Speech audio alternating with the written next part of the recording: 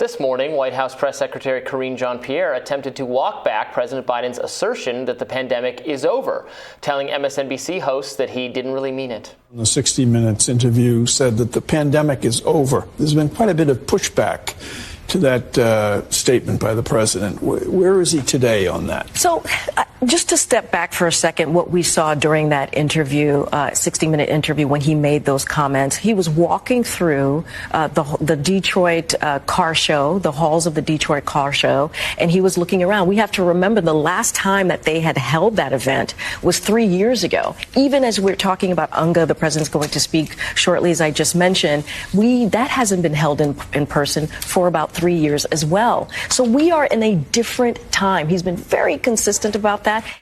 I don't know what that has to do with anything. I mean, look, in all fairness to Biden, he was asked the question, is the pandemic over? And he said yes. And he parroted the language back. I don't know that he would randomly have used that exact formulation. No takebacks. He said yes. Yeah, that's fine. But it is true that, it all depends on what you mean by over. You know what I mean? We're all having this weird relativistic conversation.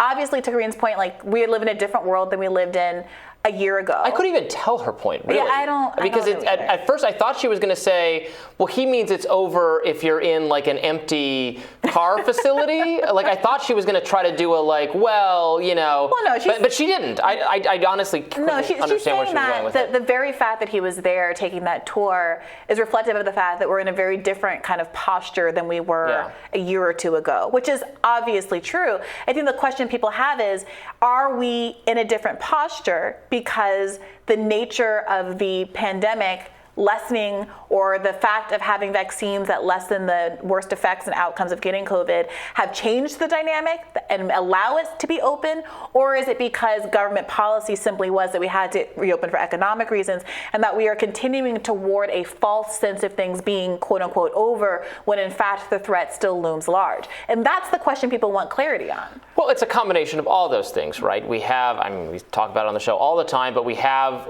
kicked COVID down to a much less threatening disease for many, many, many people. Not an entirely unthreatening disease, but there are extra precautions available on an individual basis, like continuing to wear masks if you want to. Don't need to be required because they help a lot for you, the person wearing it, the one-way masking, or the boosting for at-risk populations, or really anyone else.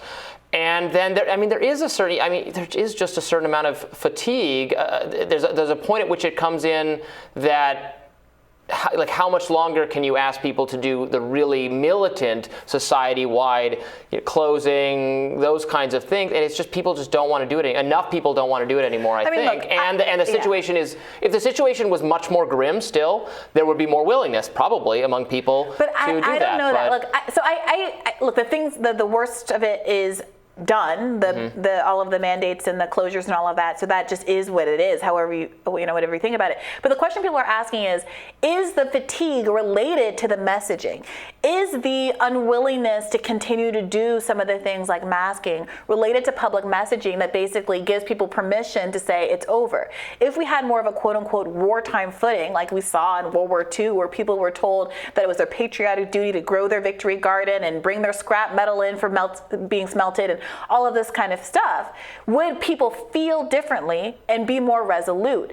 And if that is the case, does the administration have a responsibility to not put out messaging that suggests that everything is all well and done?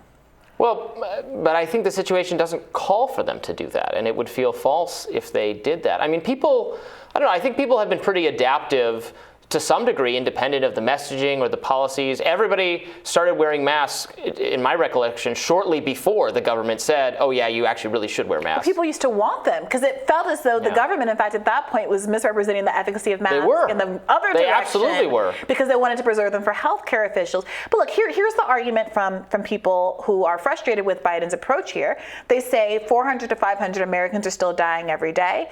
Obviously, immunocompromised people continue to be vulnerable. Should he be messaging that there is a kind of a blanket low risk for people in this country, instead of still asking people, not mandating, but asking people to still do their best to continue to mask up in public? And should he be setting a different kind of example than these kinds of statements said. I mean, I don't think he should, but maybe there are some liberals or some Democrats who think they should. Probably a lot of those people would say, in an ideal world, your more COVID militant people would say in an ideal world he would still be modeling, I don't know, masking behavior or something, but we fear that that would have electoral consequences because the people are over it. Sure. Not everyone, but enough people. That was wasn't that the message to some degree from the Youngkin, et cetera, primary season? Yeah, the Biden wins when schools are open, and he's perceived as having handled COVID in a way that Donald Trump didn't. But of course, more people have died under COVID for the same time control period than died under the Trump administration. And this is another sticking point that I think is really important to emphasize. The question is, even if you're against personally masking, even if you're against mandates, even if you're against all of it, does allowing Biden to frame the pandemic as being over give him cover from withdrawing the kind of government supports for those who do want to take advantage of certain protections like getting vaccinated, getting boosters, and all of that stuff for free? Is him saying that COVID is over laying the groundwork for him absolving the government of any responsibility to help people pay for the healthcare costs of getting COVID and getting the kind of vaccinations necessary to protect themselves from COVID? I mean, probably, but I don't think that's an unpopular position to take. Right, but I do think it's perfectly possible to say, I don't want, here's a stance that nobody is taking and a lane that I think more people, especially conservatives, should occupy, which is, I don't want a mask personally, sure, or maybe you do. I definitely don't want mandates. I want schools to be open. I want businesses and restaurants to be open. But I also want the government to make sure there are HVAC systems in these places to make it safe for my kids and for my customers.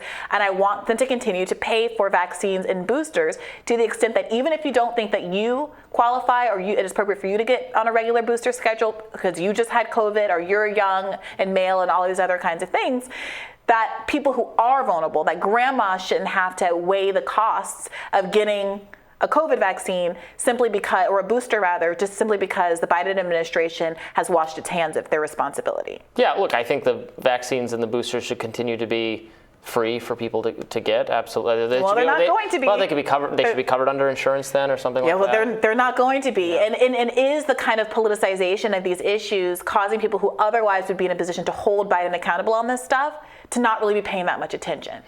Yeah, that's the left concern. I think he wants.